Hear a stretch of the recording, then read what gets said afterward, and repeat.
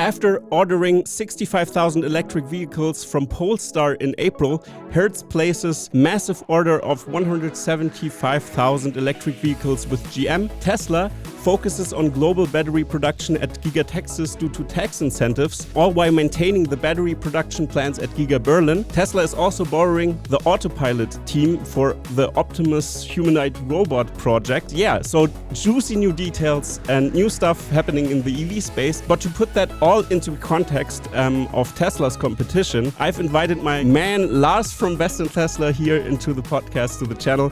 So Lars, how about you introduce yourself and we get going? Yeah.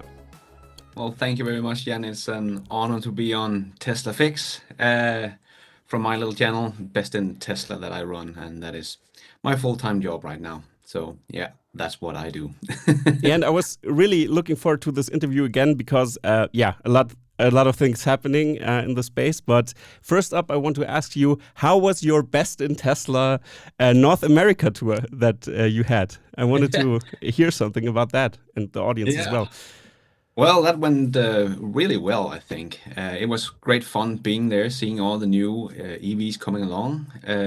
Also, the Aptera was there. That got a lot of attention also because Sandy Munro was there, because he's invested in the company. But a really cool looking EV they got there. So there was a lot of interesting thing going on from all kind of EVs, except from the old guys. There were nobody there from GM or Ford or anything like that, but there was a Rivian and Nikki from Transport Evolved, I think it's called, had her F-150 Lightning there, so we could see the trucks. So that was great. But that's nothing from GM at all. But hopefully there was a lot of exposure for all the other new startups and all that stuff in the US. So maybe next year they will have to come if they want to be part of this EV revolution. But I had a great time there being part of their YouTube panel. Of course, a bit tough flying over there, lose a day sleep, and being jet lagged for 3 days and then have to fly back home losing another day of sleep. So I've been tired ever since, but it was great fun. Yeah, what stood out the most for you over there? Can you remember something that was like, oh, great, or just the experience itself, or what? How do you explain that? The absence of the old guys was, of course, quite disappointing. After they are, after all in on EVs, but apparently not enough to be part of the show. But I think Aptera was a very nice surprise. I have not really dived into the Aptera so far, also because they have been far off to being in production and stuff like that. But they're actually getting close and will start production next year. And the efficiency of this little car is quite amazing. It's not a family car. They can only see 2 people, but for the sick men that have no longer children at home and stuff like that, $25,000, it's quite a bargain. And it can charge up to 40 miles per day on the solar tiles on the car. So very efficient little car, and does a 0 to 60 in 3.5, I think it is. So it's not a rocket either. It's like it got everything. It's not compromised. So that was a big wow for me. And I also saw on the other spectrum of not so futuristic and cool, but just your everyday car, the Winfast, the Vietnamese company that is making electric vehicles. Yeah. They had that at the booth, and that was actually looking quite nice, well built, felt great, and I didn't test drive it, but just the feeling of sitting inside, touching everything is really nice car for a very decent price, and nice big touchscreen, and the software looked fine, and that I think that could be very successful as well. So that was a big, nice moment. Yeah, that's perfect that you touched on that, the Asian competitors as well, because we're going to dive into that at the end of the episode a little bit. And today I want to talk to you about many things, especially about the competition, because you know my channel, so I'm very focused on the unique German perspective on Tesla and on the EV space. And the Germans are funny little folk in the EV space. So I'm going to touch on that later. But first of all, I want to ask you, something, because in the last couple of months there were a lot of news and new information on Tesla. They all kept rolling in, and you running one of the top Tesla news sources or news outlets. What stood out the most for you in the last months? Something that, like a headline that you said, oh, that's very surprising, or interesting. Yeah. I actually think that Tesla is kind of getting rid of the bottlenecks in the supply chain. Seems to be a thing of the past, but we are still hearing Ford has just announced that they're gonna have like 40,000 to 45,000 cars in stock because of missing parts. They don't say what parts, but they are still struggling quite a bit with the supply chain issues. And Tesla's Shanghai factory look like they're going to produce over 80,000 vehicles in September. And they have cut their wait time if you order a Model Y or Model 3 down to 1 to 8 or 1 to 10 weeks. So you can get, if you order Tesla now in China, you will get it within the next month. Wow. Pretty much, or two. And that is kind of unique in the EV space right now, that you have this kind of wait time. But if you put that into perspective, the 80,000 they're going to be producing in September is pretty much going out into China, because September is the non-export month of from the Shanghai factory. So that is more EVs in 1 month than the whole Volkswagen Group have sold in China for the first half of 2022. Just to put it into a little bit of perspective, because we always talk about these big numbers from Tesla, but this is quite big. And Volkswagen did grow 3x in the first half of 2022 compared to 2021, but Tesla just is probably gonna sell more than that, 20,000 more than that in China this month. This is, I think the ramp Tesla we're seeing is really, really something special. And we have heard this throughout the month, with the Fremont factory getting to 12,000 a week, and they expect that to be at 14,000 a week. So that's over 700,000 from that little mess of a factory in Fremont. And Texas just reached 10,000 vehicles. So that's actually also pretty good news. Again, in comparison to the competition, GM did deliver 8,500 vehicles in the first half of 2022. And in the first 6 months of operation of the Texas factory, they have produced 10,000 now. So it doesn't sound like much, but actually compared to some of the ramp the other guys are doing, it's actually pretty good. And I think it's gonna continue fast when they first get ironed out all the issues with all the new technology they have, because this is a completely new way of building the cars and the structural battery pack and all this stuff they're dealing with in Texas. And the same thing in Berlin. So when they get all this ironed out, I think, even though it's a bit slower than the Shanghai ramp we saw with the Model Y, I think when it's gonna take off, it's really gonna accelerate. So yeah, I think the ramp Tesla is doing right now, and all the retooling and upgrade of the Shanghai, and yeah, they're really ramping up right now. Yeah, they really are. And especially, like the history tells us, or the last couple of years, that especially in the last few months, they really accelerate the deliveries and everything.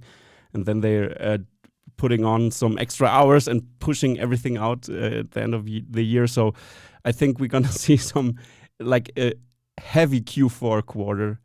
And yeah, I think we're going to see, like, Q4 is going to be as big as 2020 was for Tesla. So yeah, I guess so too. Yeah, I guess not even 2 years later. Yeah, 1 quarter. Like, it's insane, the ramp they're doing. Yeah, it's crazy, and it's like the expectation will be like mind blowing. Even if they, even if they don't reach their this year goal, they will grow at least like a huge portion on production. And it startles me all the time, because VW was so long the production king on speed or manufacturing fast and cheap and everything. They perfected that, but now everything changed and it's a whole different game. And Yeah, so now we are reaching the winter season. So I thought maybe we can listen to some fairy tales for one sec. I have to laugh.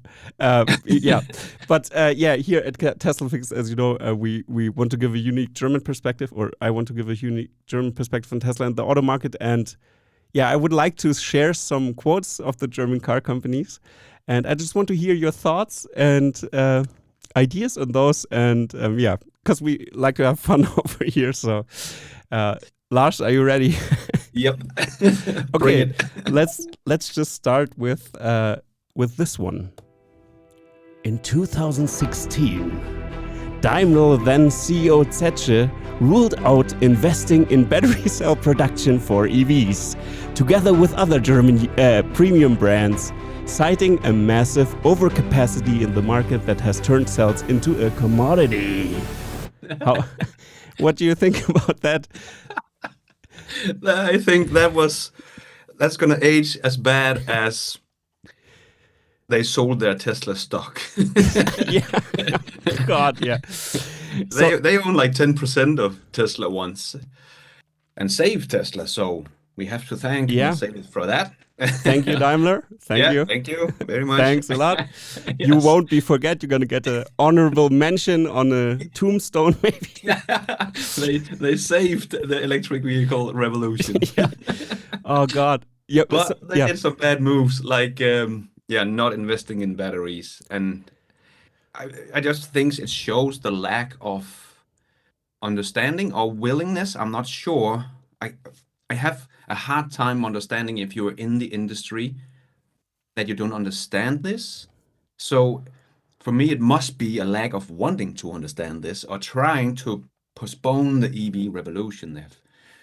Because they have all been talking about their EVs and how they will, Volkswagen said in, I think also 16, that in 2020 they would have 20 different EV models, just a brand, and Audi would the same. And next month, GM should have supposedly 20 EV models on the road. So they have all been talking like, oh, the EVs are coming, but nobody has wanted to bet on it. Like Daimler here that didn't want to invest in battery manufacturing because they thought there's going to be an overload. But I think it's because maybe their vision for how many EVs would be on the road was way too conservative. Like, go back 2 years, Ford and GM thought they should produce about 160,000 EVs in 2026. And now they're both like 2 million in 2025 and 2026. So it's like, what a jump in target. It's without ridiculous. really having the materials ready for it, or the battery deals in place. Just, I don't know, are we just gonna raise our target and yoo-hoo, look at us. So I think Mercedes probably had the same kind of targets that, okay, in mid-decade we're gonna make 100,000 EVs. That's great. It's awesome. We don't need, there's a lot of batteries for that. Yes, but that is not the amount of cars that's going to be around. So, I also think that Tesla had a Tesla's when Tesla like 2015 went over production hell in 2018. They had really or at the between 2015 and 2000, I don't know when exactly, but they had production hell and with the Model 3 at first. And but so they were burning money like crazy. But since then, it's so crazy to see that Tesla is in such a pole position that they can react onto crisis so good right now. I mean, they raise their prices while we have some kind of recession or a recession going on, and by the old definition, we have a recession, 2 consecutive quarters negative GDP or declining GDP. So in the US at least, and everywhere else in Germany, you also feel the price hikes everywhere. And now we have a war going on, and Ukraine delivered a lot of parts also to the automotive industry. So that's why everything stopped more or less. And that's a huge deal. And I think because they are so agile, they really know how to navigate through the crisis very fast. They raise prices in a recession, which is great because then they will survive even more. Because you can't offer cars very cheap right now, because then the money is like, we have 10% inflation. So that's not an option. And yeah, and the order backlog is still crazy. So even they raised prices and it didn't matter, because they have zero ad spending, and a little bit in China they have some ad spending, but not in the global market, more or less. And this is so crazy that if you start to compare the EVs again, you always go back to Tesla, because they are the most efficient EVs. I mean, Daimler, for example, has a we have the longest range and stuff like that. Yeah, that's great, but your car is almost like 1/3 heavier or something like that, or I don't know the real number, but I'm just freeballing here. But it's a lot heavier than a Model 3, for example, or a Model Y, and so that's not an option. And maybe Daimler will offer a Frank in after 2025. Maybe, we don't know, when the next production cycle starts in 6 years or something. Yeah, exactly. Yeah, Tesla's superpower is their flexibility. It's just unheard of in almost any industry to be this agile as they are right now. And also, Tesla has, compared to Mercedes here that didn't have the foresight in 2016, Tesla did have the foresight in 2016 and also knew where they wanted to go, and that was getting to 20 million. So that was their plan. How do we get to 20 million? They sat down, figured it all out, and today we see them, it's insane. I'm just making a video about it right now. So That's great. it's insane what they're doing because they have like a dozen deals with mining companies and material refining companies. And they are making battery deals with the 5 biggest battery manufacturers, all of them. 5 biggest manufacturers. They have deals with battery for batteries with them, and these 4 battery manufacturers stands for over 80% of all EVs produced to the EV market, and Tesla has a deal with all of them. Tesla is making their own battery now, and in 2024 they will refine lithium themselves as well. So if nickel supply dwindles, it doesn't matter, because Tesla also have lithium phosphate, LFP batteries, nickel batteries, manganese batteries. It doesn't matter. Can you make it? Tesla can use it. Like they also made a deal with BYD for the blade batteries. Exactly. Yeah. So they have like this whole waterfall of supply for batteries, materials, refineries, everything. And then you go over to GM and they have LG. And that's why their whole production stopped last year, because LG had a problem with the batteries, because it's also pouch cell, which Elon's warned about. Don't do it. Don't do pouch cells. It's an outdated technology. That's what GM have. They have one battery, nickel battery, the expensive one, and from one supplier. If nickel's going to be in low supply, they're going to have an issue. If LG Chem cannot get the nickel, they're going to be an issue. If LG going to have a problem with the battery again, they're going to have an issue.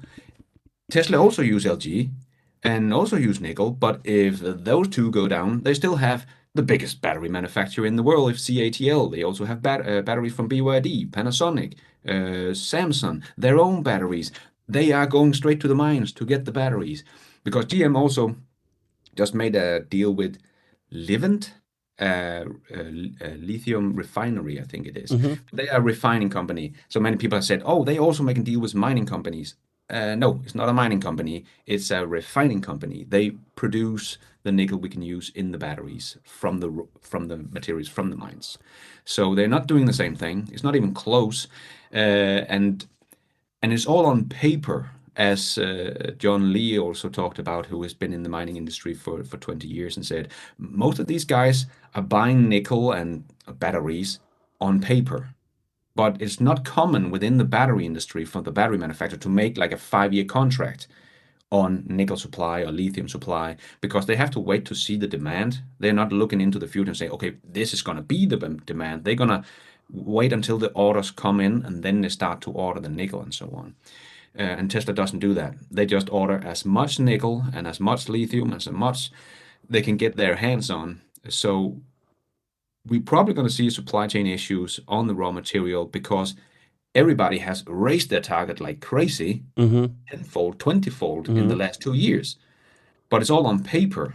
They've Yes. written it down. Look what we're gonna do, and then they're gonna tap on the door to the battery manufacturer and say, "Can we please have tenfold the battery we Yeah. ordered before? We would like that, pretty much." Everybody likes it, especially Tesla in that Yeah, volume. and the battery manufacturer is going, "Oh yeah, great, you can get that for sure, definitely."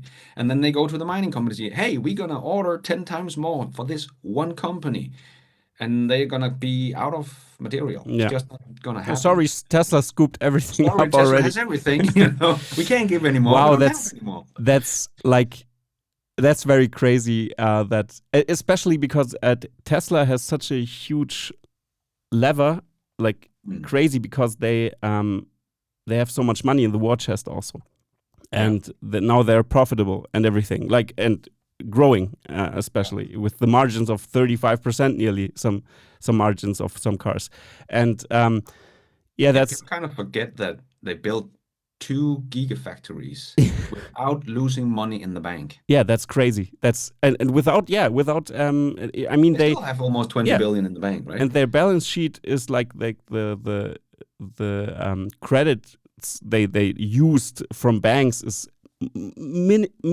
minuscule, very Yeah. little. And compared to other car brands, it's very different. I also think it's due to also the retail investors that invested in Tesla, and also Ron Barron, for example, who has a huge stake in Tesla, for example, with this company or his companies. And I think also the whales, especially the whales, like that are invested in Tesla, really helped to level Tesla this way, because now they're in this position of they have a lot of money in the war chest, due to the stock price. Also, now they can invest into that technology. Now they can like they can go to the mining company and say, "Look, we have the money, we have everything set up. We want everything you can produce." And I mean, that's like, oh, great. We have someone who's willing to pay, maybe at least also upfront something, or you can negotiate, and because they have money in the bank Mm. in times of a recession, which is pretty promising, because then they can survive. And Yeah. yeah, and it's that's really crazy. And now with the rumors in Canada also that they want to open up something there, and maybe you have some information about that our viewers maybe doesn't know or something. Yeah, I don't think I have more on it. That's probably going to be the place, but that's also where we have a lot of mining companies Yeah. and raw materials, Hmm. and someone like Vale, I think they called I also think so. Yeah. VALE, Vale. Hmm. They are the biggest nickel mining company in the world. And Tesla, of course, has deals with them for nickel. They made a $5 billion 5-year contract with them. Yeah. But Right.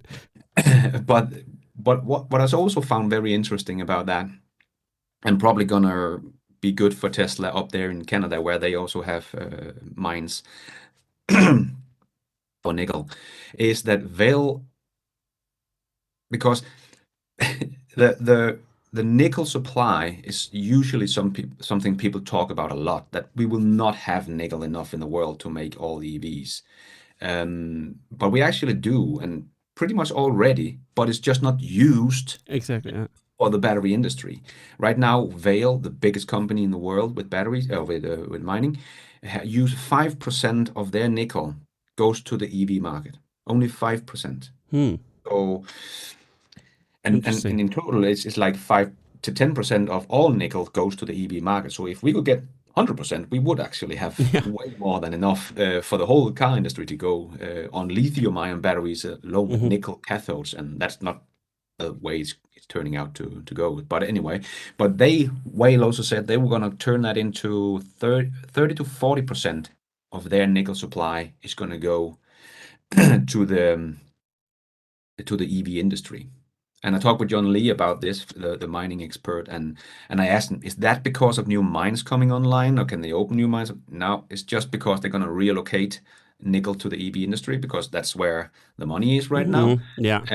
And Makes they're gonna sense. and many other industries can use substitute metals in their production, like making a spoon shiny or whatever. Yeah. We use all the nickel for. So they're gonna try to convince other customers to use other materials, other metals, so they can try to shift over and bring more nickel. So even without opening up more mines, we are gonna get like 35% more nickel just because of this, and that's just whale that's going to do that. I think many other will follow. So I actually do think many are concerned. Materials is going to be the limiting factor, of course, by all accounts. But I think the rise of the EVs is still going to continue very, very fast because it looks like we have the battery materials supply.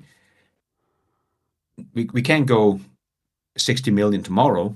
It will take time, but we are transitioning in both the mining industry and not just opening new mines. That's going to come at the second half of this decade, but just relocating all the materials is going to come during the next 5 years, in my opinion, and that's going to be a big help. And Vale is a big one, and they're going to help Tesla out a lot, I think, because they have just giving them $5 billion, and now they're opening a factory up in Canada as well. I would be surprised if that doesn't go through, and especially Canada makes sense. I was speculating where they would open shop, or the factory. I thought Indonesia, maybe because they had great political support there. Also, maybe they will be opening up a Gigafactory there as well to dilute the dependency on China, maybe a little bit. But I think they also know that they have to work with China together, because when you look at the statistics, they will be the biggest economic power one day. Yeah, you have to arrange yourself with that. That's how it is. Or you have to invade China, which is not on the table, I think, never. And so it's interesting that they do the strategy, but it makes sense because Canada has the resources, and that's why it makes sense to get it very close. Or maybe it's a refining factory. We don't really know what's happening in Canada, right? Yeah. So but it would make sense also over in the Montreal area or something like that, where they're also seeking a job. They have job application, job openings, for Montreal, and it would make good sense because they don't have anything on the east coast of the United States as well, so they would be able to supply New York State and all of that down there. That's right. Yeah, it's pretty interesting. I think so the battery production seems like a non-issue now, and I think they have said that they have. They have. I mean, they have to have those resources to reach 20 million, and if they can reach half at 2030, this would be insane. If they could reach half, and this could be possible. I mean, the projections are more or less 2 million cars this year, and or 1.5 at least. So in that ballpark, and if you calculate that the exponential growth rate till 2030, that's really possible to reach 10 million, I think. And that's very conservative, at least. Yeah. And then they will be the biggest producer of EVs globally. And they have production numbers like Toyota with 10 million cars. And the car market overall is declining. Everybody's saying, oh God, the car market is declining. Yeah, it's shifting. It's shifting to EVs. That's why everybody's shifting. And in times of a recession, they really think about buying a car, so that will decline and the bell curve will come. And then if that breaking point hits, it's exponential growth, because then they have so many problems then, because also the supply of spare parts, for example, third-party manufacturers will someday say, okay, we got to shift. Sorry, we won't produce that part anymore. You got to look for somebody else. And then if the bell curve is reached, then the traditional legacy car manufacturers have a whole different set of problems then. And I can't even project that. What will be happening? That's too chaotic. I don't know how this will work. Yeah, I actually think people are starting to realize how fast EVs are rising, but they're kind of forgetting that if one new technology in the market is rising, the other one is going to collapse just as fast. It can't be a linear projections and say, like, in 2050 we're going to stop ICE vehicles. not with the rate we have right now. Sorry guys, it's not going to happen. I'm actually just making some charts for another video. You're a very busy man. trying to visualize how fast this is going to go, because there's a lot of talk of something, in 5 years, something in 10 years, in 15 years, 20. It's all over the place when people think the EV adoption going to happen. But I actually tried to put into this my little chart here and say, okay, if we slow down the production, how much do we have to slow it down to actually only be 50% in 2030? That is the goal of the United States, right? They want to be 50%. That's the goal of Ford and GM and Volkswagen and many others. And so far, I think it took from 2016, so far, the growth of EV, that's plug-in, I have to say, including hybrids, but I think they are a stepping stone. So the ones that are buying plug-ins, and the plug-ins are still stealing market share from the pure EVs. Exactly. We have to consider that as well. So including plug-ins, but all plug-ins have been rising 56% on average since 2016. And everybody, and I mean except Toyota maybe, but everybody else is speeding up right now. GM and Ford has done nothing in the last 5 years, and they want to be in 2 million, both of them, in 3 to 4 years. Volkswagen want to start. BYD is rising up like crazy. Everybody want to speed up by now, but we have been growing 56%. If we turn that down to 15, not 50, 15%, we will get a crossover where ICE or EVs will be bigger than ICE in the end of this decade still. It's almost, 15 will be 50% EVs in 2030. That is ridiculously low. That is, we have to slow down. If you look at the trend right now, how they're crossing, we have to, like in 2 years, we have to, and then they have to go linear. Straight. It's simply not going to happen. It's don't touch the bell curve. Don't touch. Produce more EVs fast. Yeah. Okay.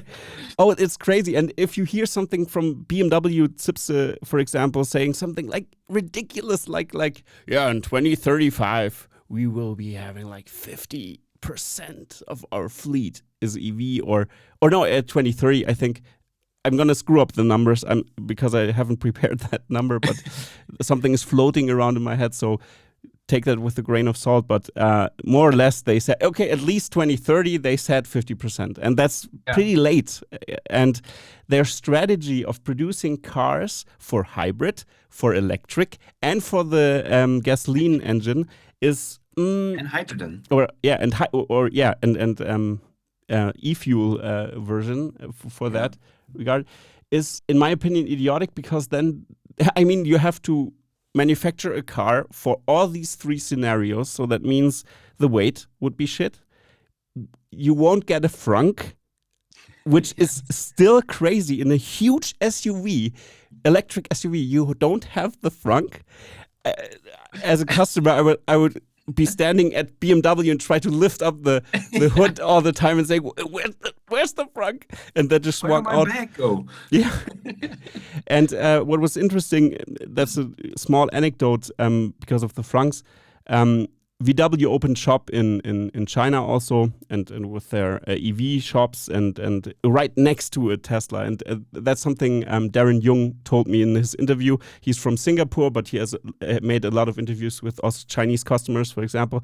And it's very interesting. He said there was somebody working at VW, and the top thing he said that happened was a Chinese customer would walk in, and they would ask in the ID4 or ID3, they ask, cool, okay, what's gonna do it? They looked at the software, like, great, how can I connect my phone? Okay, great, over-the-air updates, anybody?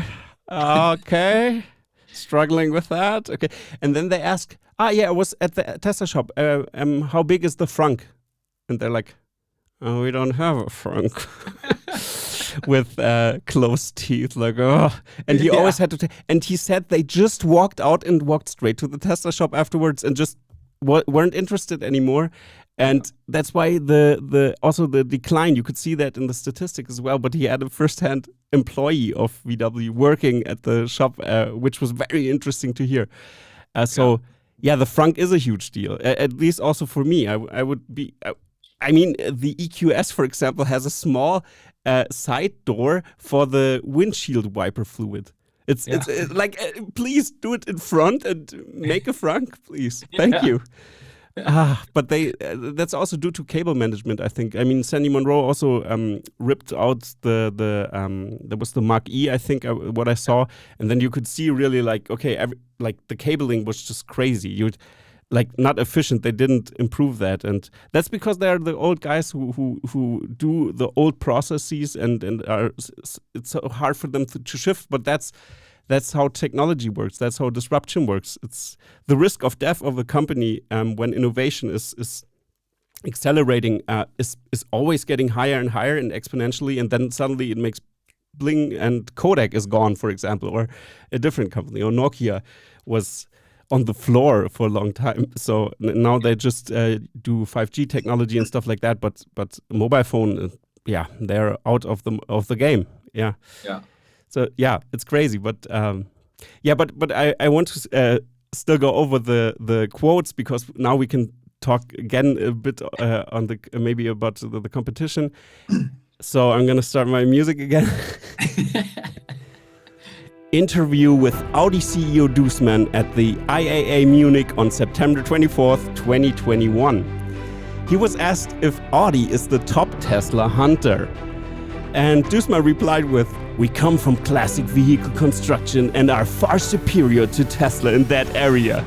Tesla, on the other hand, comes from software and therefore has a completely different approach to automotive design. With the VW Group's software subsidiary CARIAD, we are now implementing a holistic approach. Our realignment through the group, such as the stronger focus on software orientation in development, will also put us on an equal footing in this area. And we are gradually catching up. And don't forget the size of the VW Group. We are able to reach millions of units in a relatively short period of time. In this respect, we will be able to overtake Tesla in terms of the overall vehicle and the integration of systems into the car, in terms of unit sales anyway." That's what he said at the IAA in 2021. So last year, right? Like this month last year. So yeah. What do you say about this statement?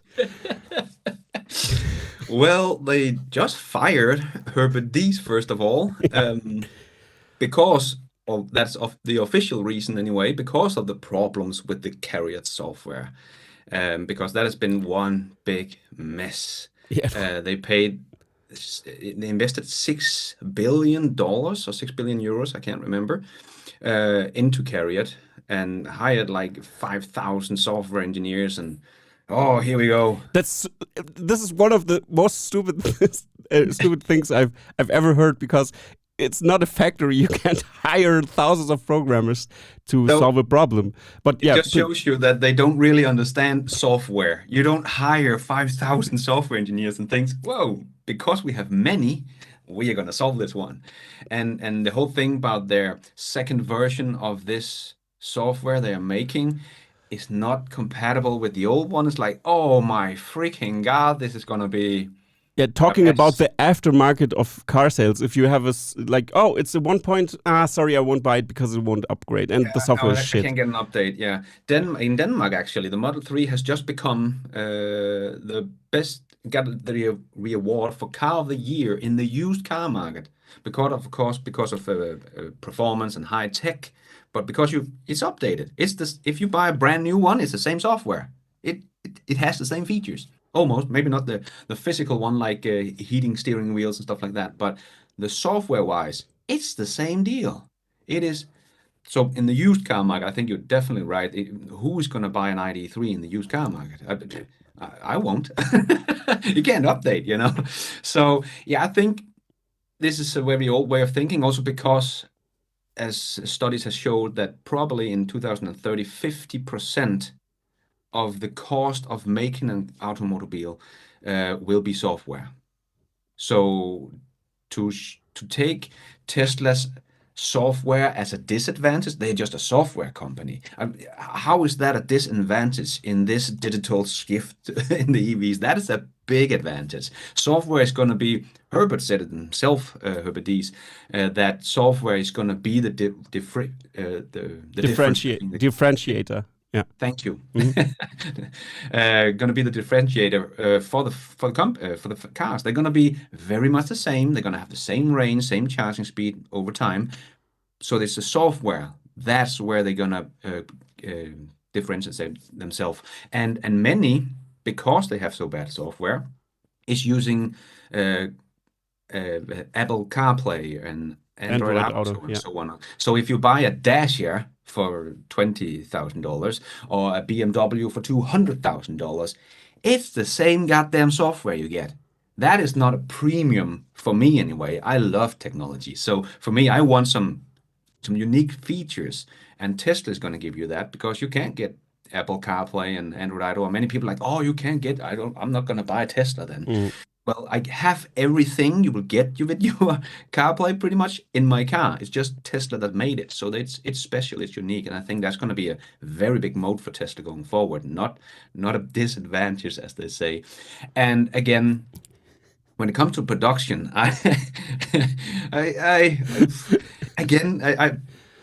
they should know, right? They should know. They are 2021. They really should know. And Audi is near to VW Group, so they had Herbert Diess already did their meeting. Herbert Diess did their meeting already with all the top managers, and they produce 3 times faster than VW their ID3, and then Audi CEO Duesman just saying something like that, which is ridiculous.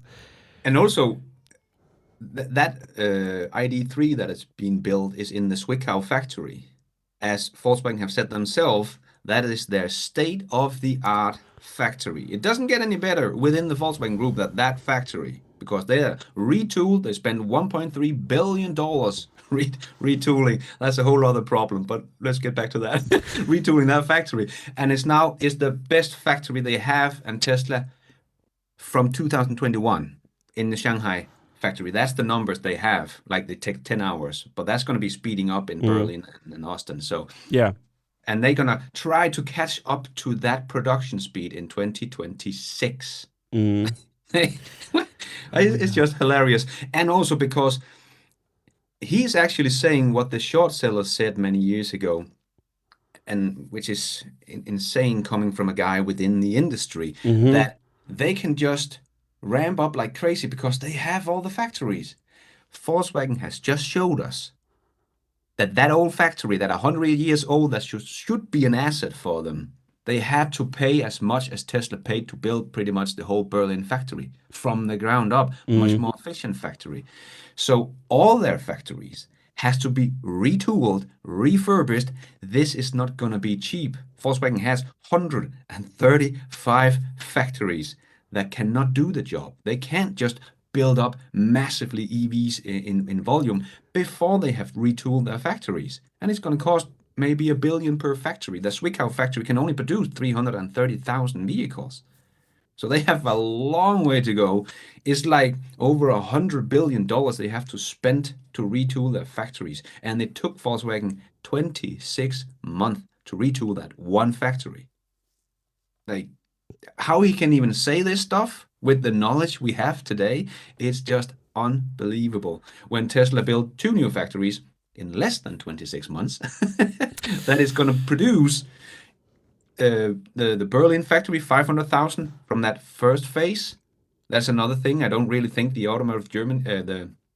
German automotive industry really have acknowledged that is just the first phase of the factory. They're going to be producing 3 more phases. That factory is going to produce 2 million vehicles in Europe. That's bigger than anyone in Europe. Volkswagen Group or Volkswagen brand is 1.8 million a year they sell in Europe and produce. I think so.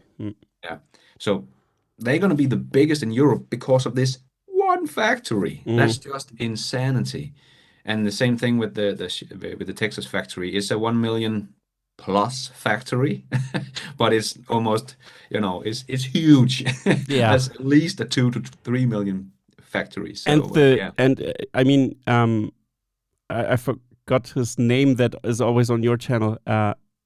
Brian. Brian, yeah, exactly, Brian, and he always shows the state of how the constructions are going. And I mean, the area of the Tesla Texas factory, Giga Factory in Austin, is so immensely big. You can put like 10 or 10 more gigafactories side by side, so they could like produce like crazy. That's so great that they have had this opportunity to build there, and also political like wind blowing into their direction to help them to like acquire something like that also. And also in Germany, they built the Gigafactory in such record time for German. I mean, German regulations are really hard, and you have to give that to VW. They are operating in the system, and the system is a little bit complicated and very hard to get into. But Tesla showed that if you have innovation and if you have great promises like battery production in Europe, which is a big project, so there's a huge political incentive to help them build the factory faster. And they had a task force from the government and also from Tesla to work together very fast to get this through.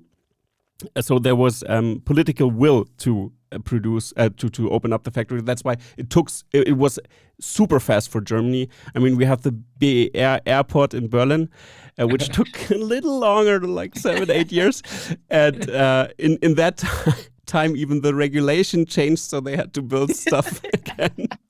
Like the fire regulations changed, the fire hazard yeah. So yeah, but that's a whole nother topic. But now you must think that VW is in the position to retool their factories. They have to deconstruct some machines and export them or sell them or just salvage them. And this is also something that Tesla doesn't have to do really, because they just can buy stuff, put it on there, and just like expand because they have the space. So yeah, it's a tough game to play for the legacy car manufacturers. It's very hard to get through there. Yeah, I think we have to also give some credit to Ford and Jim Farley, because they're really trying to do the right thing. They started too late, yeah, but they're too late. Really trying now to do the right thing. And he kind of understand what the problem is. And also, as he said in the Sandy Monroe interview, when Sandy asked him, "What is keeping you up at night?" It is the ramp. It is the retooling of the factories, because as he said, we have 60 factories around the world. Just imagine the scalability and complexity of retooling those factories. So he knows we have to retool all those factories. So 2 million in scale over 4 years for them was the most scary thing for Ford. And I think that's a good play for them, just to acknowledge what the problem really is. Just the retooling of the factory is pretty much the biggest hurdle they have to go over. And here we have Audi's executives saying that their factories are an asset, and that's why they're going to beat Tesla. And we have also seen now Volkswagen fired Herbert Diess, that was pushing hard for EVs, and then the new CEO Oliver Blume came out and said they might accelerate the transition to EVs. Yeah, he's the e-fuel guy. He loves that stuff. Yeah, exactly. Now they're gonna, let's shift again. Great timing in a crisis. Let's shift again. And you really realize that, because a friend of mine pre-ordered the new Porsche Cayenne hybrid thing from 2023, which is going to come out next year. And yeah, he was like, "Oh, I've ordered a Porsche now," and he was so excited. I was like, "Okay, cool." And I'm not a huge fan of hybrids. That's why I was like, "Okay, so your hybrids thing, okay." And then I realized when he said that, and he was so excited, and they are really pushing these hybrids now, also Porsche, and especially with the bigger cars. Because of the efficiency and everything, they just want to have gasoline or diesel because it works better and like it's more dense for them, and they just use it. It's not so hard to change their system to that.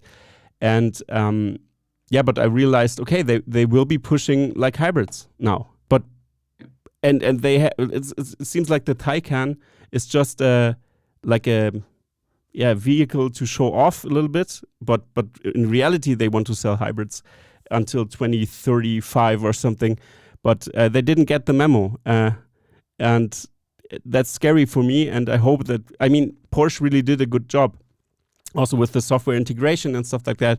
I really want to test one day, but when he gets this hybrid, I'm gonna test the hell over that. I'm gonna tell you that. I'm gonna make a video about that, and I will offend him.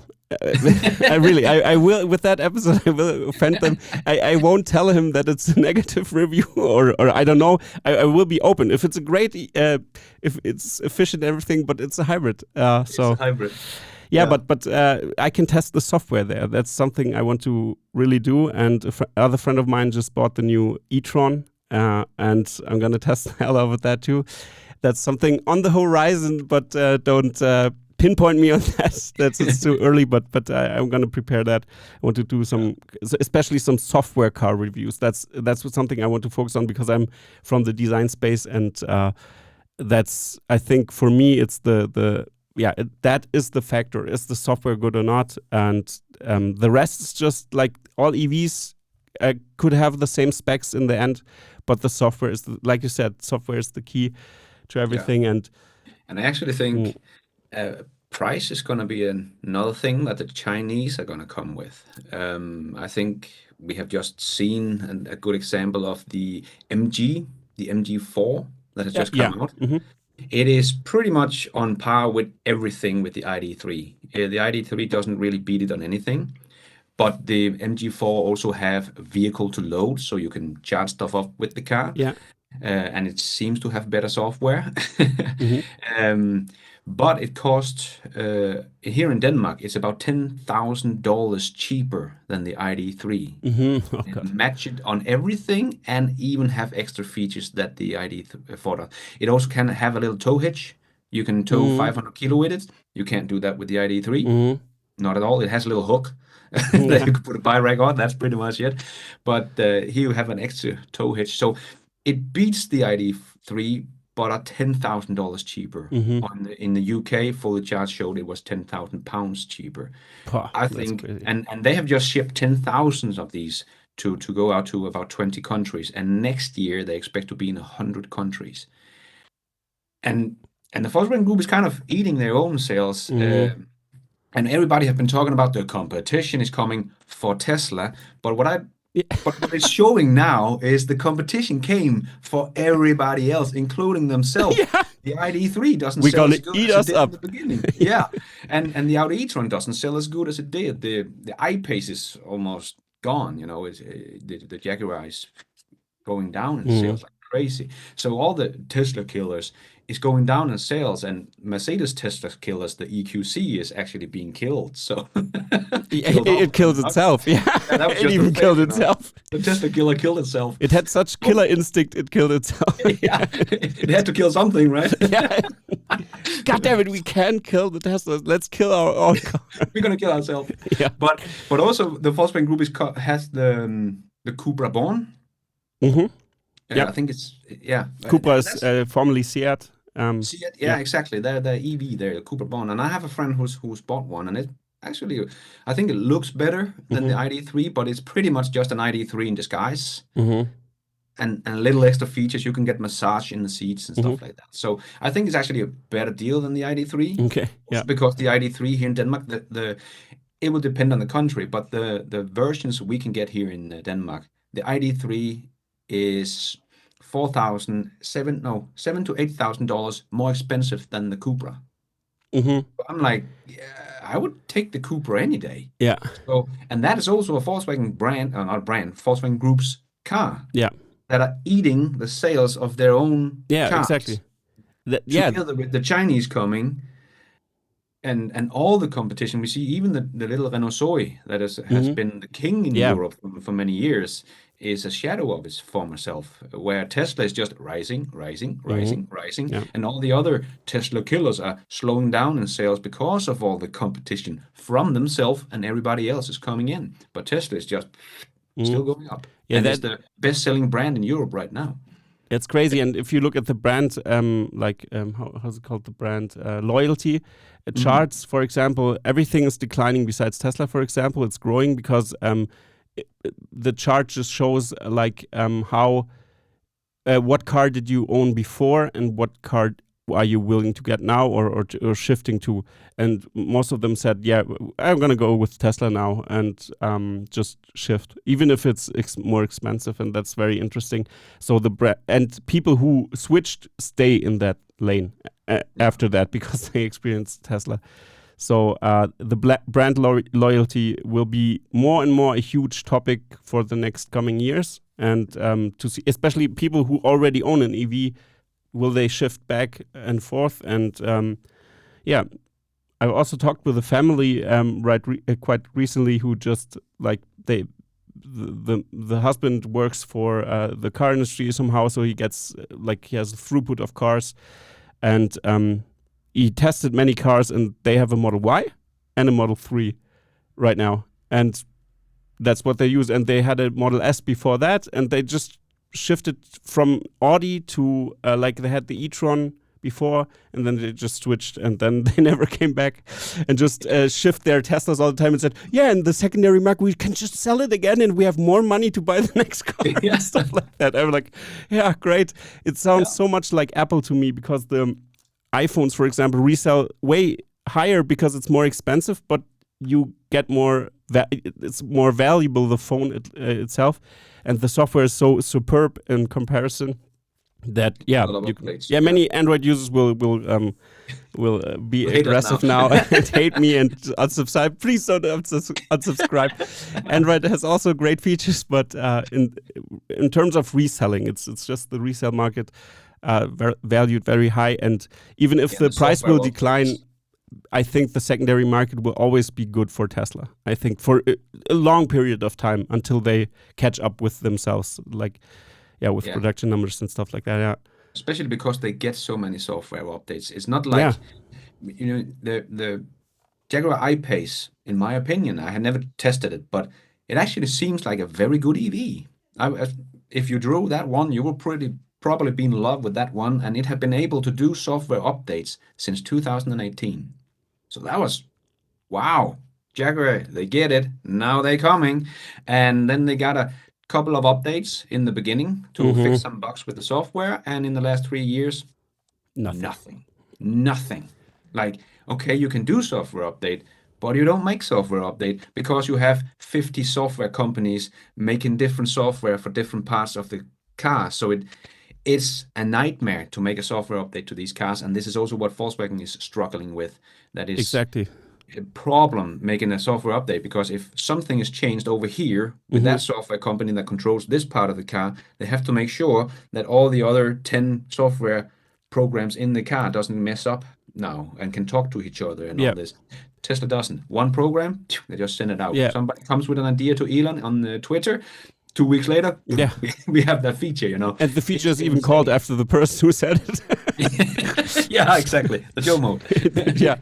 And no, that's so interesting, because the approach of Legacy Auto is to outsource everything, because they're just brands. They just buy everything, assemble it, and put it out the factory, more or less. And what Tesla does is vertical integration, and their software first approach, and they're superb at manufacturing, but I view Tesla as a Silicon Valley startup company that really knows their software stuff, like Facebook, for example, Google, or the big players in the software field, or Apple, for example. And what I found so interesting is that Legacy Auto has this system of you supply the cigarette lighter, you provide that, you provide this button, you provide this part of the software, you provide this part of the software, you provide that because your navigation system is great, but it looks different. Can you change it a little bit so it looks better with everything. You can't design a software this way. This grinds my gears so much. I mean, that's crazy. And also, you see the trend at Apple also. For example, they have many software programs that were downloaded very often. They just looked at them and copied the functionality into and integrated it to their system that is more convenient to use, for example. And that's an approach how you should do it, because then it's you can like connect everything together in the back end, and it flows much better, and updates are in the hands of Apple. And so they're not dependent on third-party suppliers of software, which is I mean, I would love to see Joe Justice walk in there and with this agility and Scrum background and just look at the system and try to organize it. Maybe he will get onto his limits, but he could really do it. They need a specialist like that or something. I don't know what's happening there. I don't know where the Scrum Masters. Volkswagen and BMW.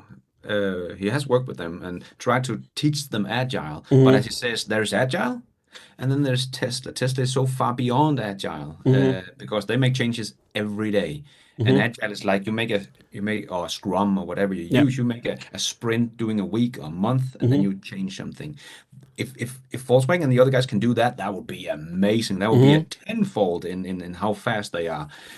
But again, that is like a turtle compared to how Tesla is doing it every single day. I mean, the part changes that they have, like 3 part changes a day, or maybe in 3 months. It depends on how hard the problem is, but they are very fast. Yeah.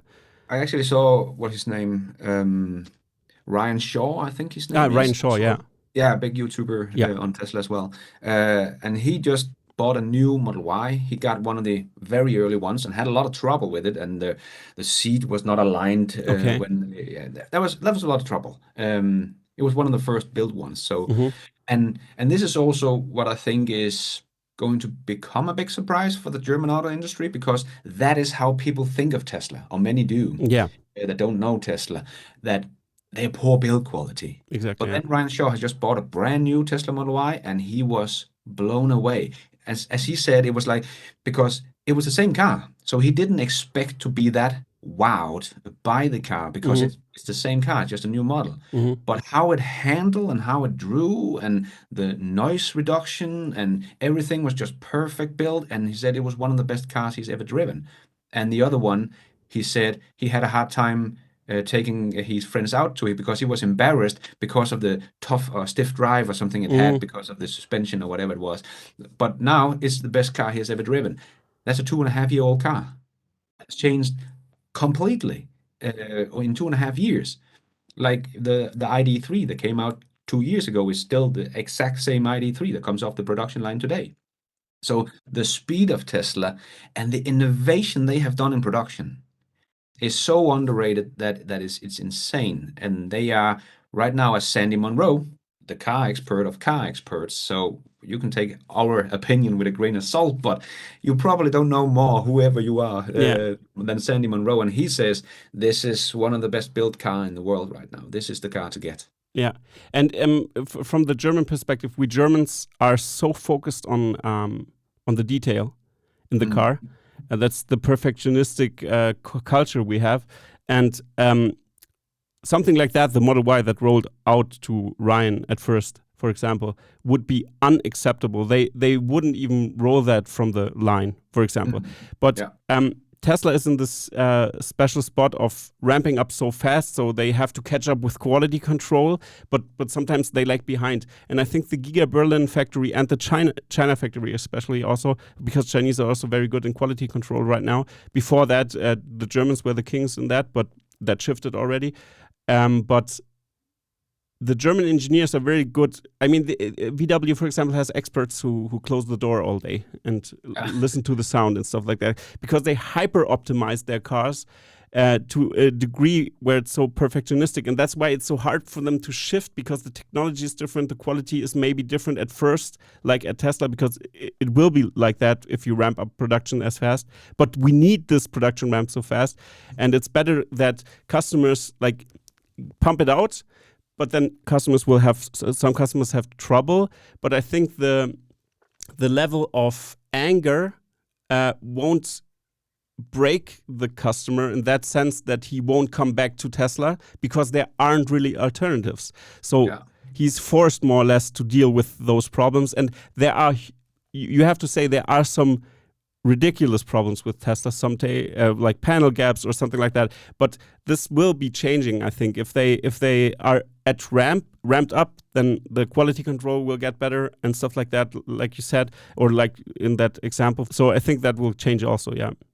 Yeah, exactly. Like he ordered a Model Y again, even though he thought it was not a very good car, and he was almost ashamed of the car.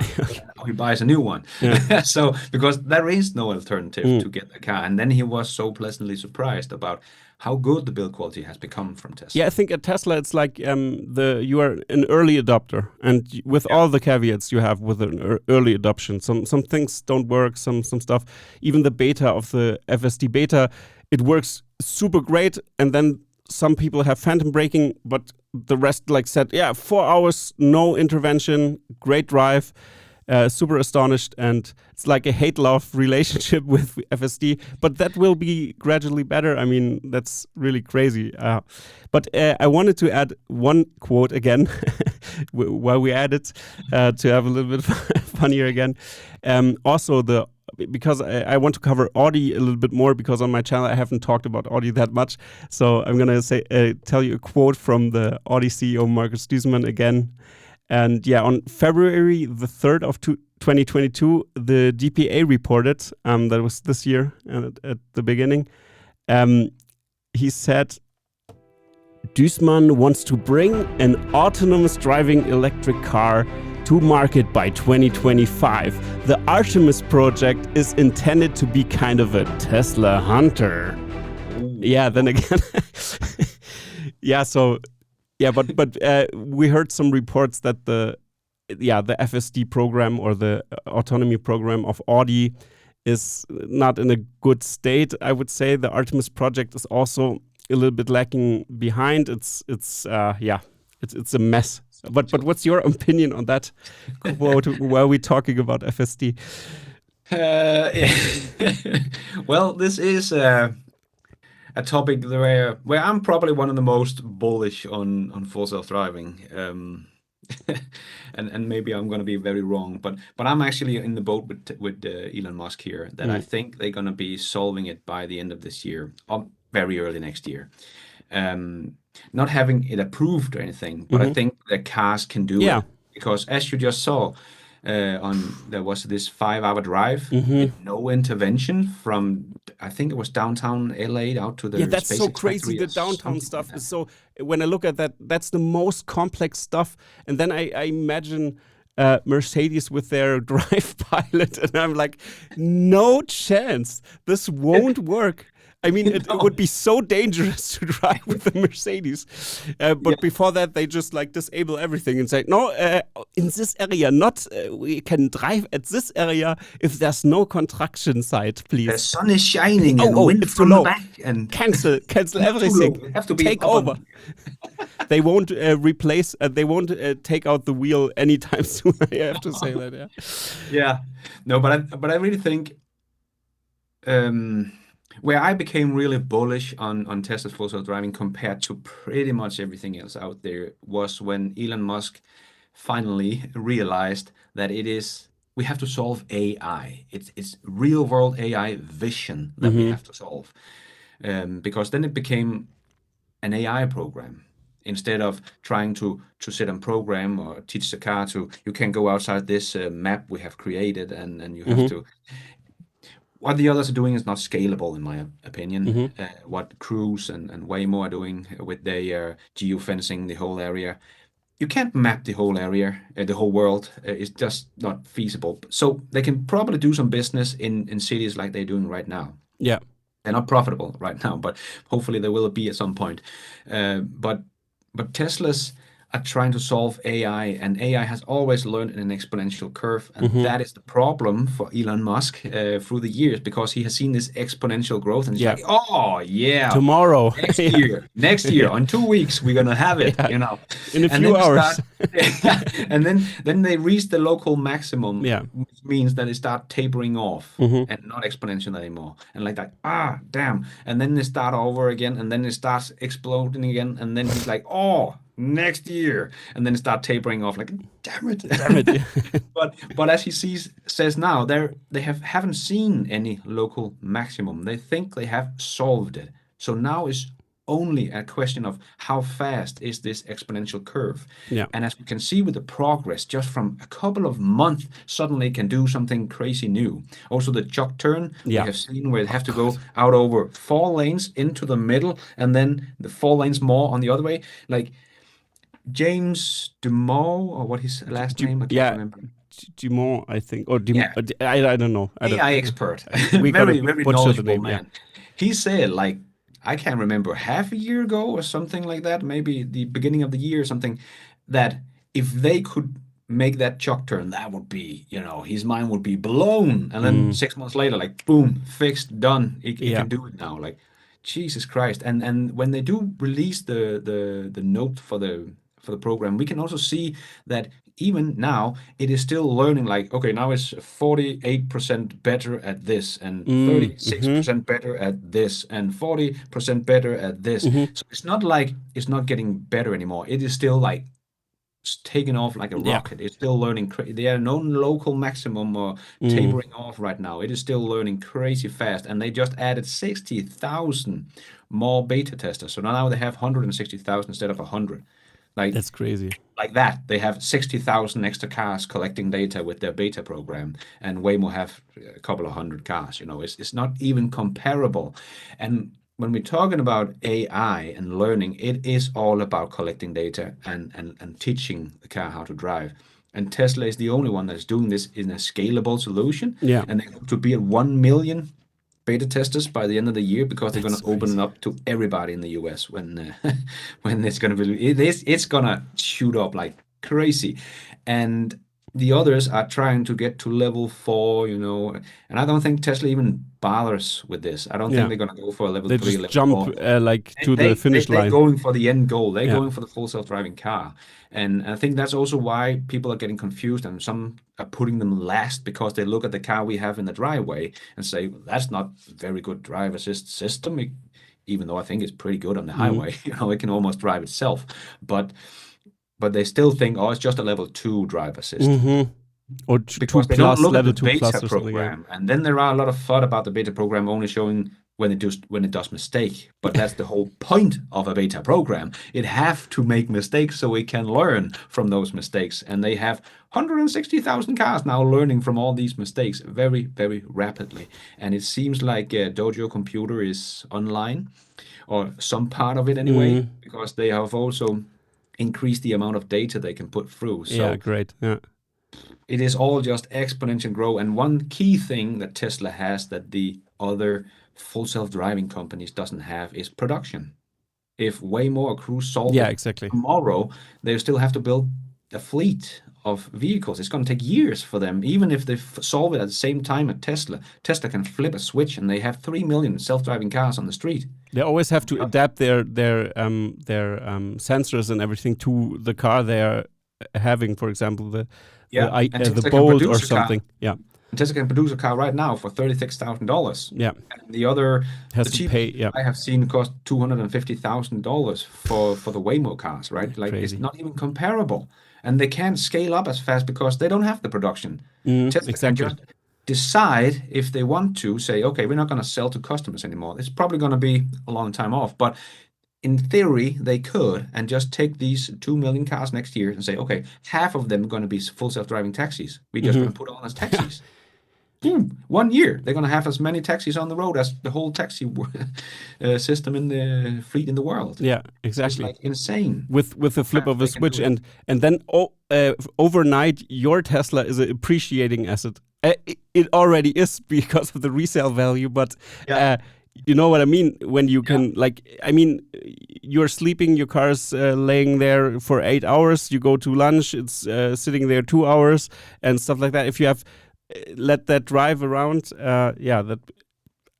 that's I crazy. have full self-driving software, so I bought it 3 years ago, three and a Mhm. half years ago now. So if they solve it within the next year Bloop. and can update that Yeah, to my car, yeah, my car is gonna be a lot more worth yeah, than when I bought it. yeah, exactly. Yeah. Yeah, that's crazy. And especially with the resale, people hate their strategy that you don't buy the software for the car, but your account. Mm. But you can't switch it over to another car, for example. So, but that's how they make their revenue in the future. That will be the thing, because you have a new car, you have to pay the new license. It's just like that. And if you resell your car, the other person has to buy a new license for FSD, and Yeah. that's a money printing machine, because they have their margin built into the resale market, which for some people it's a little bit demonic or something like that, but Yeah. that's how you are profitable. And that's a pretty good strategy, and maybe they will change that, or maybe if the outcry is too much when they have reached their saturation or stuff like that. But I think Tesla will be super profitable in the future. It's crazy. I think it will even accelerate after that. Yeah. Yeah, I think next year already people are gonna be blown away how Yeah. profitable they are on their net profits. I Yeah. think they have a chance next year to be the most profitable car company in the world Hmm. on their net profits. Yeah. That could be the case. I also see that projection. Yeah. Yeah, because if you have, they have an operating margin of almost 20%. So if they can keep that up and the Hmm. car cost about $55,000 times 2 million or Hmm. 2.1 million or whatever they're going to produce next year, and then you take right now it's like 50% goes to their bottom line, their net profit. Hmm. And if you have 2 million cars at an average price of $55,000, and then you take 50% of that, you're going to have like $90 billion in net profit next year. That's Toyota level Yeah. from That's from last year. That's insane. If they're going to do that, I think all skepticism about Tesla is yeah. going to be blown out of the water. When we are on that topic, that reminds me, Alexandra Merz, Tesla boomer mama from Twitter. Maybe you might know her from Twitter.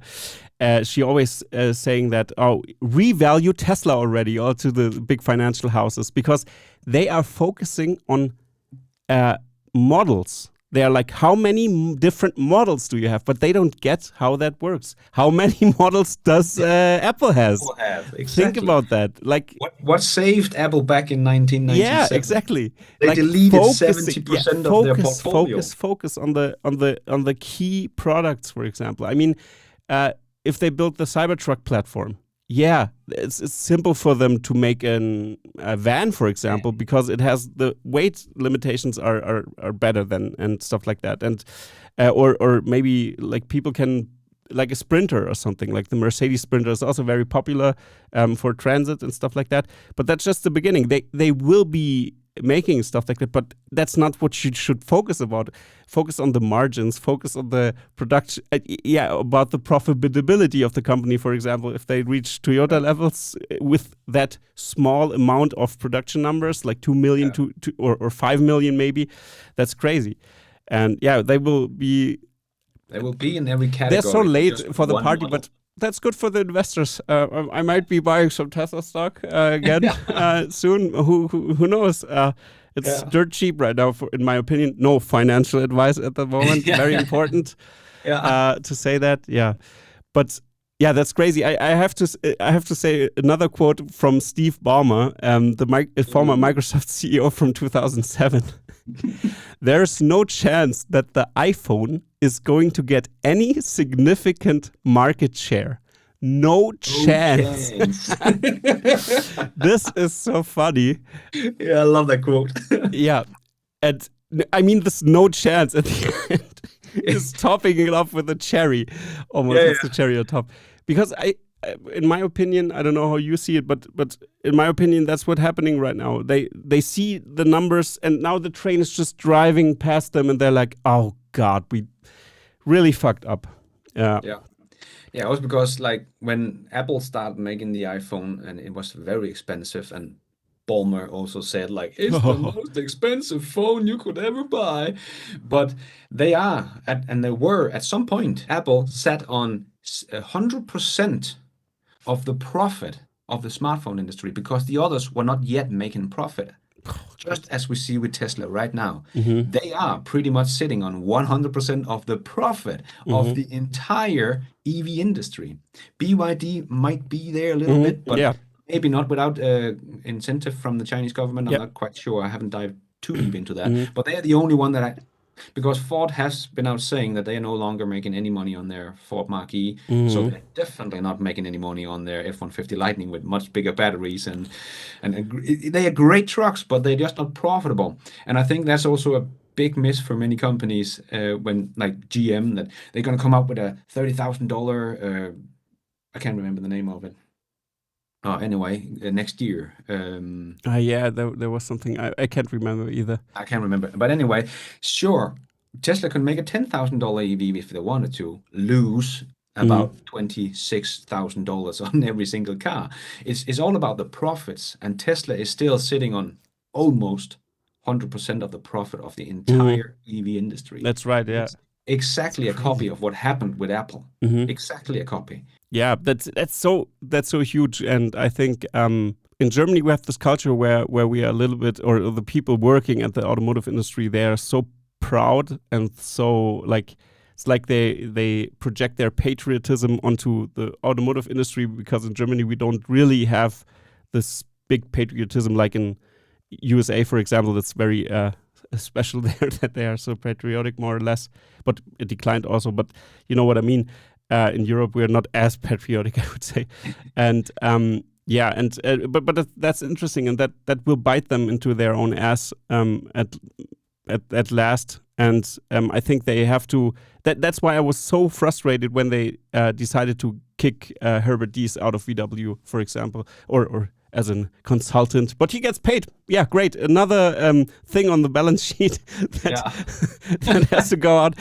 So he gets paid because he just signed a new contract a few years ago, like 2 years ago. It's still running, so yeah, great for him. But bad for VW, and it's stupid that they did that, because you need someone who acknowledges that, wait a second, we gotta fire 20,000 people in 2030 when we don't catch up. Do you understand that? So that there is something. And then the Workers' Council of VW hears something like that, and they're like, you won't fire anybody. So they are mad, and then they are against these inside of the company, and some because of that, and because of the Cariat disaster, he was kicked out then, because then that's not how it works in Germany. And also politicians don't want to hear something about firing someone here, because they pay taxes, and we have a bloated tax system in Germany because of our social system here.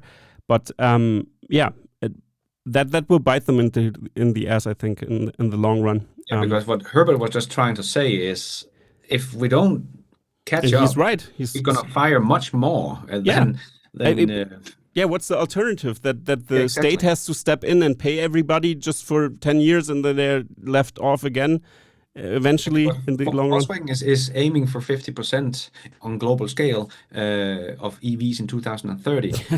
and as we talked about, I can't even see how we can slow the transition so much down that it's going to be there. I think it's going to be over by 2030. I also they're going to sit there with 50% of their business gone. Yeah, that's what I also see. It's crazy. So they're probably going to fire 50% of their whole company at that point. Because they didn't move fast enough, as Herbert was trying to push them. And if you look at the other trends, for example, that the third-party suppliers in Germany, especially the hidden champions that produce like very highly specialized, you have to acknowledge that also Tesla, it wouldn't be possible for them to produce all those 4680 batteries without Grohmann Automation that they bought. That's a German company, also a high specialized hidden champion in Germany and stuff like that. So, but they are already shifting towards Tesla. They're glad to have somebody near them to produce for them also. And the third-party suppliers, were treated badly at some years. For example, VW goes to them and says, we're going to test that part. You want to produce. If you want to get our contract, you have to show us that you can produce the parts. So they're producing the negative stamping presses, which are extremely expensive. And after that, they say, oh, how's the price and everything, and they negotiate. And then they say, oh no, we're going to go with another one. But that's our copyright, the stamping press. So we're going to take that and take it to the other producer, and he will produce with that negative stamping press and stuff like that. Something like that already happened, but or in that direction. That's something I've heard, but that's not like firsthand. So take that with a grain of salt as well. But yeah, but I also think like this is a very good point also with the suppliers, because as we know, they are just assembling a car and getting supply from everybody else. Exactly. But the ICE cars are dropping off a cliff right now like crazy. So they have to wind down their engines, and therefore their suppliers will no longer have any business from them. But you have to stay awake stay alive, because we need parts from you to service the cars. And we still have many cars and millions of cars on the roads with warranties. Yeah. So if they break down, this downward spiral for the ICE car is gonna explode when this hit the fan. That's exponential decline. The exponential growth equals the exponential decline. This is gonna happen. And it's gonna hit the fan when they find out how much money they're gonna lose by winding down just the engine of the car. It's insane. Yeah. And there was a guy talking with Autoline Daily, James, that tried to wind down a Corvette engine once, and it was almost impossible for them to do. One little low volume engine, it was pretty much impossible, because the supplier went bankrupt before they could wind down the engine, and didn't get the parts anymore for the customers on the street still. And they have to do that with Volkswagen. They have to do that with 8-9 million vehicles. Yeah, it's ridiculous. That's crazy. I don't know how. I don't see how that. That's right. You said that information already in the last interview. That was so interesting for me. That's why I've looked into that topic afterwards, and it really is a huge problem with the supply. But I think the third party suppliers will supply for a time, because that means they will survive, but just for a few years, and then they will go bankrupt eventually, because the orders will keep declining. And it's a huge mess. And as supply goes down, the price will go up. Exactly. Yeah. So not even is the EVs going to be cheaper on the sticker price in 2 to 3 years, but then everything, if just maintenance of an old ICE car is going to be so expensive that people are just going to be like, no, just sell this shit. Oh, you can't sell it. Okay, I'm going to put this in the crusher. Just melt it. Melt it. Let's get the metal. It's good metal. And then they're just going to buy a new EV that is much cheaper. People are not going to care about the ICE engine. Exactly. 50. So the demand for EVs, in my opinion, is going to be way above the supply for the rest of this decade. And the demand for the ICE cars is going to plummet. People don't want to buy them anymore in the second half of this decade. And that's going to hurt everything in the whole supply chain of the ICE car. And the price is going to rise. And yeah, it's tough being a big old legacy automaker. Yeah, that's very interesting. Also, the conclusion that you said was interesting about this topic, because that alone could break their necks. And but I wanted to, maybe for the end, maybe you can tell us just a little bit about the Chinese manufacturers. What you see there, also especially in the European and American market, but especially in the European market, because that's where I see also the biggest market to use Chinese cars, because Tesla will ramp up in the US especially very fast, and I think the Chinese competitors are the real competition of Tesla, I would say. Yeah, definitely. I totally agree, and we can also see that with BYD that have overtaken Volkswagen this year in producing BEVs. So they're not even catching up to Tesla, not even close. Tesla produced 3 times, and they grew in units 3 times more than Volkswagen did in the first half of this year. That's not catching up, my friends. And at the same time, there came a little Chinese guy up and overtook Volkswagen this year, because they are ramping up. They have ditched the whole fossil fuel, BYD. So they're really ramping up crazy fast. And Geely, who owns Volvo, old European car, and the Polestar that is Yeah, doing that's really well. great. Polestar is awesome. Yeah. Awesome. They are actually selling pretty well as well here in Europe. So Geely is pretty much as big as BMW and Mercedes. They are about 2.1 million or something in cars produced every year, and they want to become 50% EVs next year. Oh, yeah. So they are also like, okay, we're gonna push this accelerator as hard as we can. And MG, like I said, came out with this very cheap, very good, decent electric car. And it's already in Europe. We can order it right now, and it's much cheaper than the legacy automakers, but beats them on all counts. And they're gonna ramp up to 100 countries next year. So Oh, that that's sounds like great. they're really, because they're gonna send out 10,000 now to 20 countries, I think it is. So if this is 100 countries, we can kind of figure out What the how many scale is. cars they're scaling up to. So that's a lot of cars.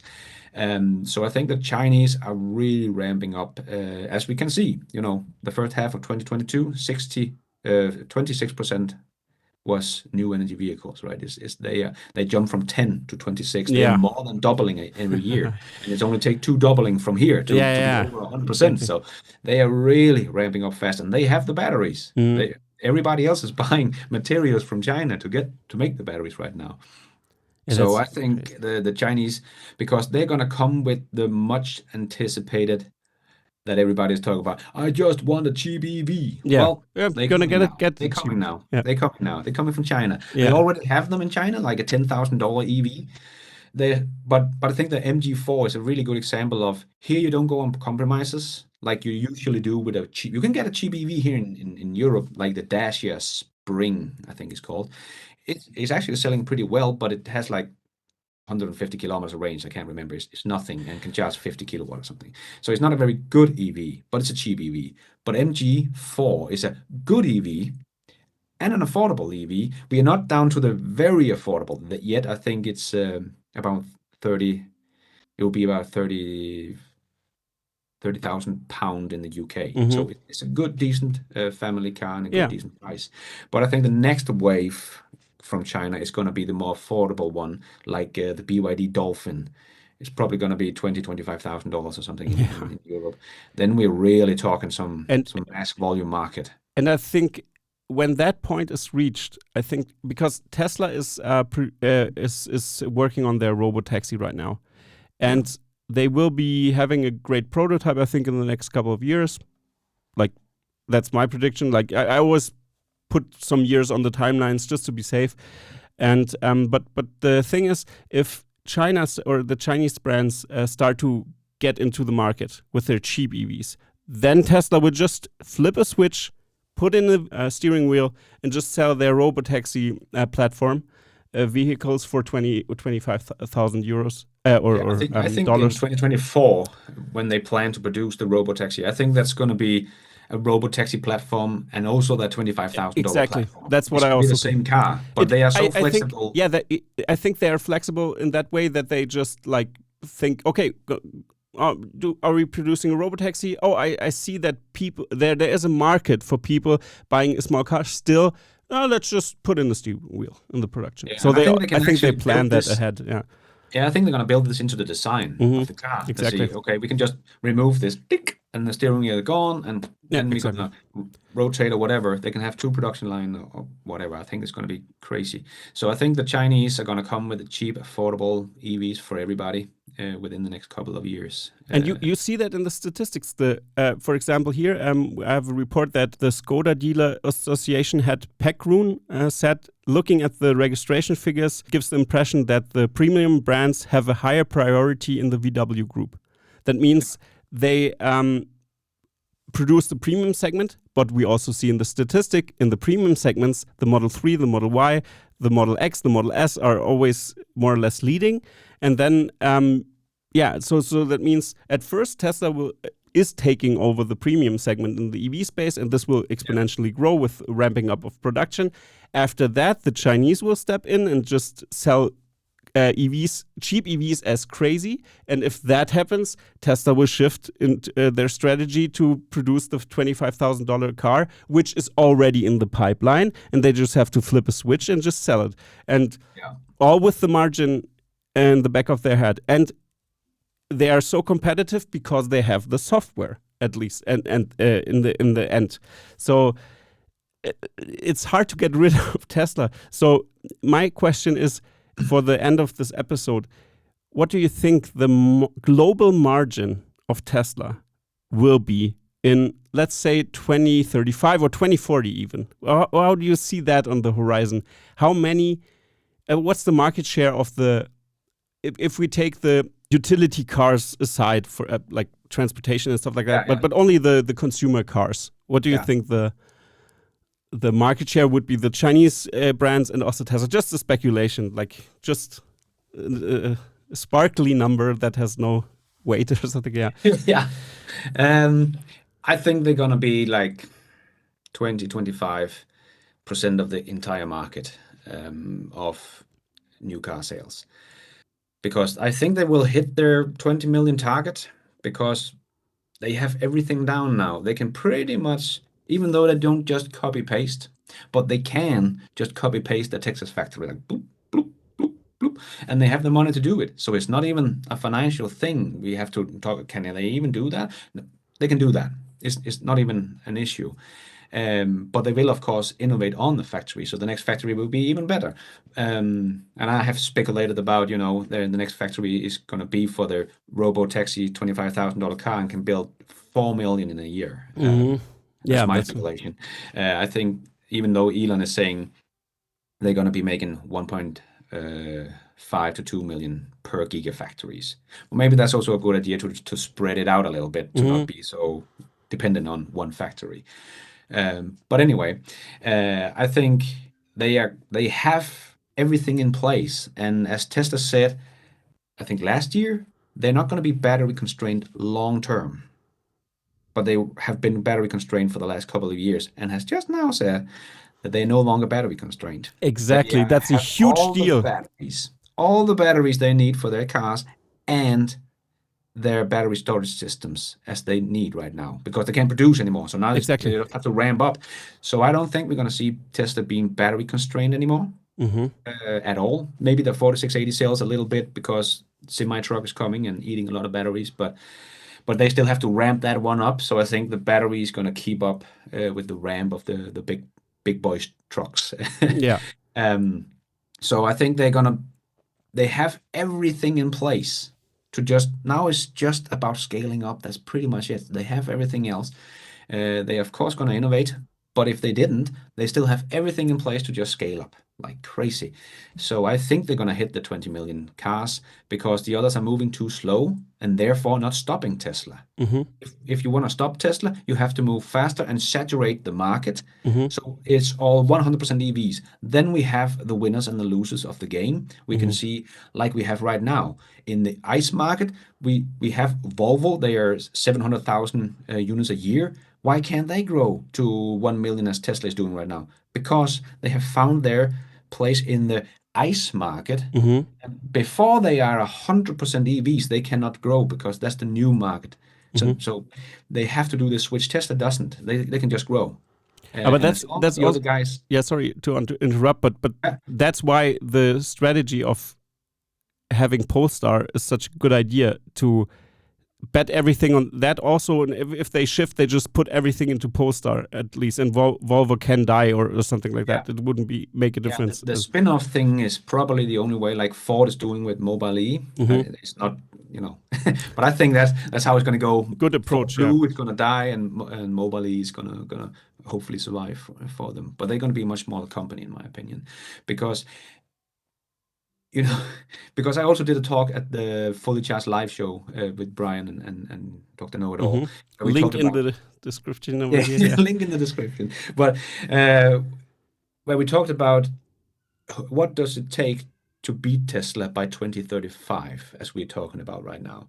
And the problem is, nobody has a plan to beat Tesla. Everybody think they're going to beat Tesla on the short term, because 2 million in 2025 by GM is going to be enough to beat Tesla.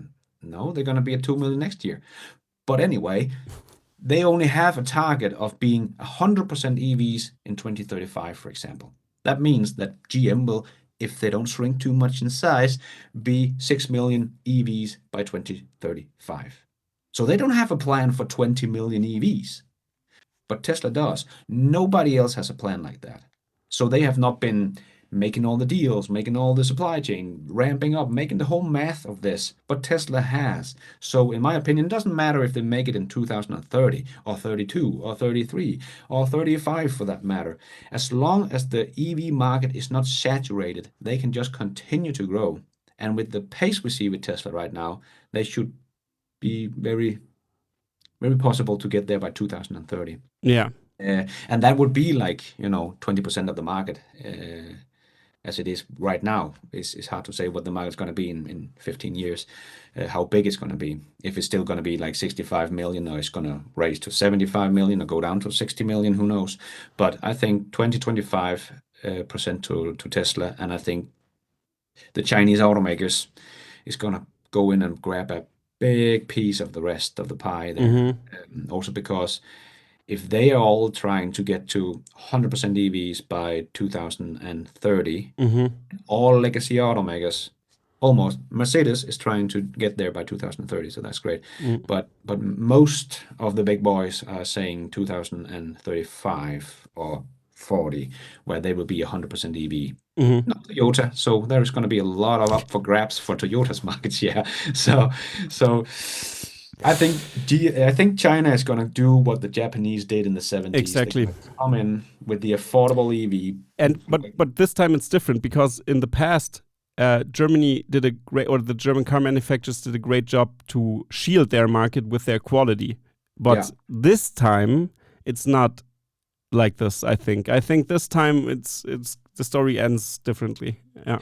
Also because the demand is like so insane for EVs. Like if you see in Norway, that is It's almost crazy. there, right? Like 90% of their cars are now EVs or plug-in hybrids, and mostly like 80% is BEVs, like pure electric vehicles. It's crazy. So of course China is going to focus on trying to get their cars to market there first and see how it does and stuff like that. But even car companies I almost don't even have ever heard of, like I can't even remember the name, Hong Kong or something like that. They have an H6 Ace something name of a car, a big huge SUV that cost about $100,000 or something in Norway. It's not cheap. It's not the affordable electric vehicle from China. It's a big bad boy that cost a lot of money and is in the top 20 of Oh, best-selling crazy! Yeah. EVs in Norway. So even the brand loyalty is gonna go straight out the window. Yeah. If you can get an EV, they will buy an EV. If it's good, because we do see like Mazda coming with their MX-30 that has 130 kilometers of range and can charge with 50 kilowatts. It is laughable, and they hope to sell 10,000 last year, and they reached 3,800 or something. It's doesn't matter. It's a compliance car, but so you have to make a good EV. But even a decent EV will sell pretty well here in Europe anyway. Yeah. Because we want EVs. That's just Yeah, and I think the market isn't as picky as anymore like before that. I think, they just want a great EV, and they try it and they say, "Wow, this is so comfortable. I get all the luxury I want, but it's not a BMW. Who cares?" And what does BMW stand for anyway, or Mercedes, or VW? All the brand claims are crumbling right now because the EV game is so different. It's so hard for them to differentiate themselves. And what I also think so puzzling is that it seems like especially the German legacy auto companies just plays by the playbook of the secret master plan of 2006. The first one. Now, let's make we're gonna sell in the premium luxury segment at first, and with that we're gonna get the cost down to produce the mass-producing cars, but when that happens, Tesla already produces 20 million. So what car do you buy? Oh, the cheaper Tesla, or and the cost will come down eventually, and then they are not competitive. They are already not competitive, and they're even less competitive then.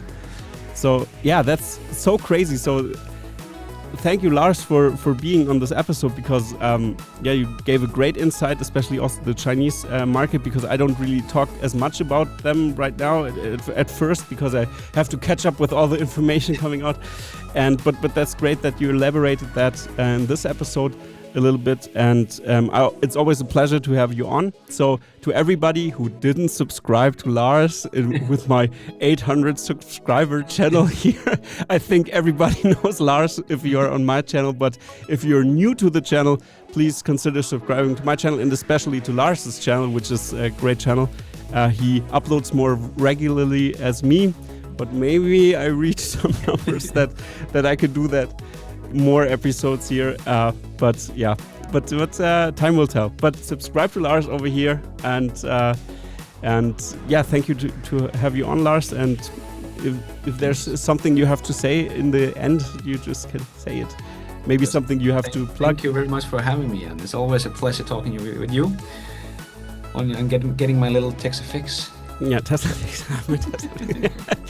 Yeah, that's great. So I think there's only one last thing to say right now is, to everybody, goodbye.